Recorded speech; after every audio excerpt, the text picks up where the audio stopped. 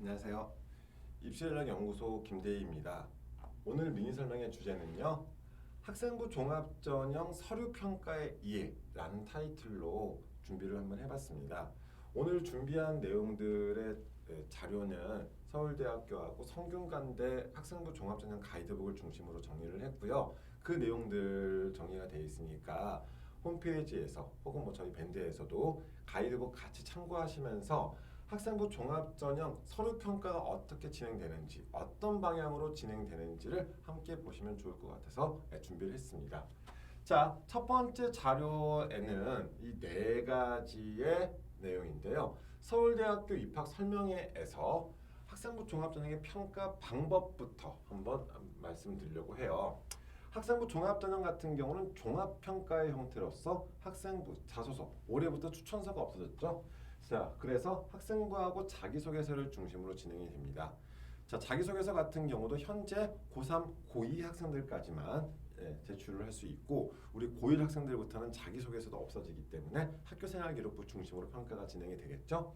자, 서울대학교는요. 학업 능력과 학업 태도와 학업 외 소양 이 세 가지 형태로 평가를 진행합니다. 자, 그러면 어떻게 평가가 진행이 되느냐? 자, 평가 방법으로 말씀을 드리면 학업 능력에 관련된 내용들, 학교생활기록부를 통해서 교과 관련된 성취 수준, 즉 성적 보겠죠. 학업 관련된 교내 수상, 세특, 교과 이수 내용과 함께 창의적 체험활동 쪽에서 동아리 활동이나 탐구 연구 활동들을 확인하겠고요. 학업 태도에서는 자, 학업 관련된 교내 수상, 교내대회 참여도나 노력, 창의적 체험활동 쪽에서는 동아리나 여러 가지 학교 활동들에 대한 참여도, 노력, 세부 능력 및 특기 사항을 통해서 수업에 대한 참여도와 태도, 그다음 심화 과목들에 대한 선택, 노력 이런 것들을 확인하고 있고요. 학업 외적인 소양으로서는 자, 학업 외 교내 수상, 봉사 같은 것들도 들어갈 수 있겠고, 창의적 체험 활동 쪽에서 동아리, 리더십, 책임감, 공동체 의식, 배려심, 출결 이런 것들을 점수화시키지 않고 복합적으로, 종합적으로 다면 평가가 진행이 됩니다. 자, 그러면 서류적으로 봤을 때 우선 학교생활기록부 쪽에서도 세부능력 및 특기사항 쪽에 대해서 말씀드릴 수 있을 텐데 학생이 이수한 교과의 수업에서 이루어진 학습 활동들 여러 가지 그 수업마다 좀 다른 차이가 있겠죠. 학교마다 수업마다의 차이는 있겠지만 토론, 발표, 실험, 탐구 활동들을 통해서 이 학생의 수업에서 어떤 성장과 변화가 있었는지를 확인하고 있습니다. 단순히 교과 성적 수치로 볼 수 없는 학생의 여러 가지 역량들을 살펴보겠다 이건데 자, 과학 교과 이론, 그게 예시예요. 과학 교과 이론 수업에서는 비슷한 수준이라고 여겨지던 학생이 실험 수업에서 실험 설계 능력이나 문제 해결 능력 등의 우수성이 드러날 수 있겠죠. 이랬을 때는 정성적인 평가가 가능하다는 거 이렇게 말씀드리는 거고요. 영어 교과 성적에서는 두 번째 예시입니다. 영어 교과 성적에서는 평범한 수준의 성취를 보였지만 수업에서 보인 학생의 영어 이해 능력, 활용 능력 등에서 우수성을 보일 수 있겠죠. 점수 따는 능력은 좀 떨어질지 모르겠지만 그것을 자기 걸로 소화시키고 활용할 수 있는 그런 능력들까지도 정성적으로 평가를 하겠다. 이런 형태로 생각하시면 좋을 것 같고요. 우리가 그 석차 등급만 봤었을 때는 이 학생이 어느 정도 상황인지 어떤 태도를 가지고 학업에 임하고 있는지 확인은 힘들잖아요. 자, 그래서 주어진 여건 내에서 이 주어진 여건이란 말은 뭘까요? 그러니까 고등학교마다 여러 가지 환경의 차이는 있겠죠. 쉽게 말씀드려서 내신 따기 힘든 학교들, 빡센 학교들, 내신 따기 쉬운 학교들, 이런 차이들도 있을 거고요. 그럼 주어진 여건 안에서 우리 학교는 내신 따기 힘들어요. 자, 하지만 자신의 학업 능력을 그 상황에서도 자신의 학업 능력을 향상시키기 위해서 어떤 노력을 했는지 이런 것들을 정성적으로 평가를 한다. 이렇게 생각하시면 좋겠고요. 또 하나, 자, 학교생활기록부를 통해서 교내 수상이나 창의적 체험활동, 행동특성 및 종합의견 이런 내용들을 전체적으로 보면서 이 학생의 학업 능력과 학업 태도, 학업 외적인 소양까지 종합적으로 평가를 해나가겠다. 이런 형태로 생각하시면 좋겠습니다. 자, 두 번째 내용은 성균관대학교 자료를 바탕으로 한번 정리를 해봤습니다. 성균관대학교 같은 경우는 크게 세 가지 형태로서 학업 역량, 개인 역량, 잠재 역량의 형태로서 비중을 따로 설정을 했어요. 이거는 지원하는 대학마다 차이가 나타날 수 있습니다. 배점을 점수화시키는 학교들도 있고요. 서울대처럼 종합적으로 평가하는 학교들도 있고요.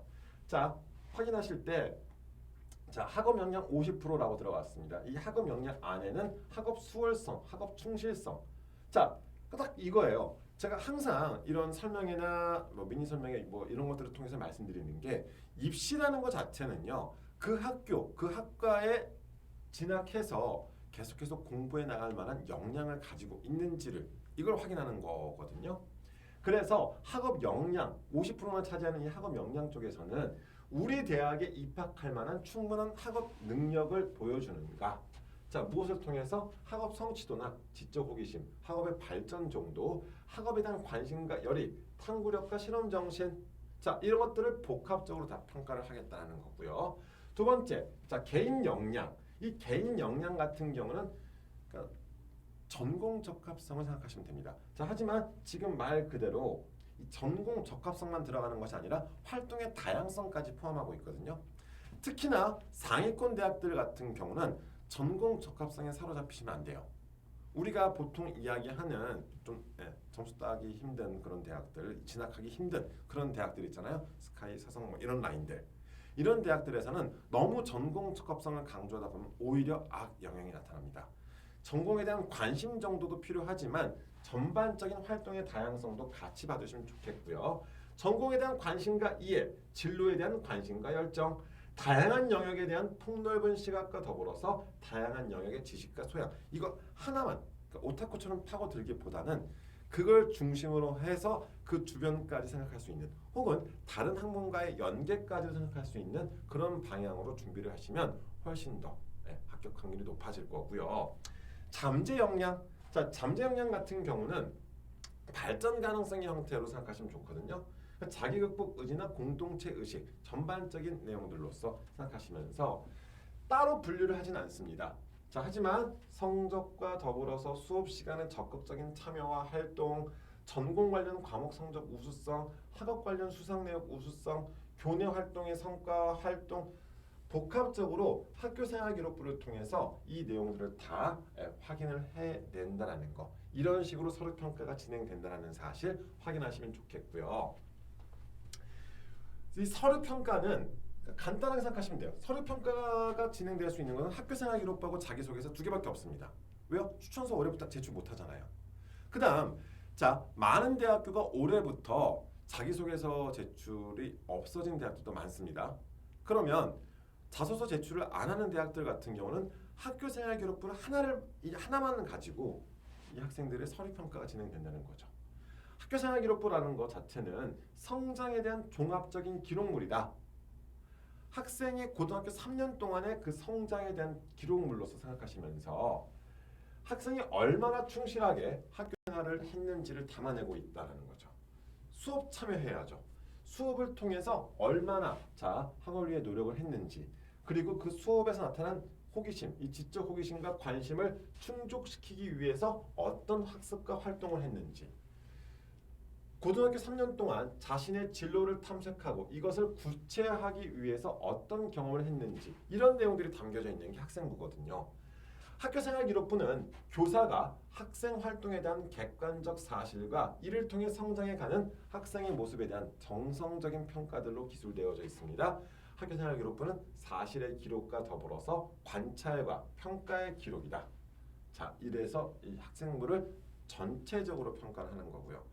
그래도 요즘 막 이런 다양한 설명회나 저뿐만 아니라 뭐 학교나 뭐 입시 업체나 여러 설명회들을 통해서 그렇게 물어보시는 분들은 많이 줄어들었던 것 같아요. 초창기 당시 때는 그래서 그게 몇 점이냐 뭐 이렇게도 물어보시는 분들 되게 많았었거든요. 점수화 자꾸 시키는 경향들.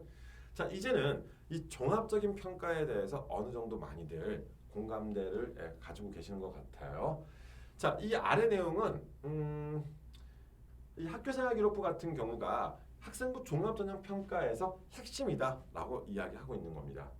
이 학교생활 기록부에 대한 내용들을 해서 교과 및 비교과 활동에 대한 종합적인 평가와 지원자의 고등학교 생활에 대한 중요 기록 자료로서 여러 가지 교내 활동들이 기록되어져 있는 이 학교 생활 기록부, 이게 꾸준한 관리가 필요하다는 것, 이렇게 말씀드리고 싶고요.